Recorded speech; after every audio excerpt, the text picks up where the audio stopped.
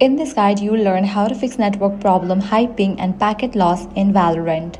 Let's get started. First, restart your internet router by unplugging it for about 30 seconds and then plugging it back in. This helps refresh your connection and can often solve temporary network issues. If you are currently using Wi-Fi, try switching to an Ethernet cable because a wired connection is usually much more stable for online gaming. It's also a good idea to limit the number of devices connected to your network while playing Valorant so the game gets enough bandwidth. Next, search for Control Panel, launch it. Click on the option Network and Sharing Center. Click on the network you are connected to, double click on it, then select the option Properties. Here navigate to the option Internet Protocol version 4, click on it and select Properties.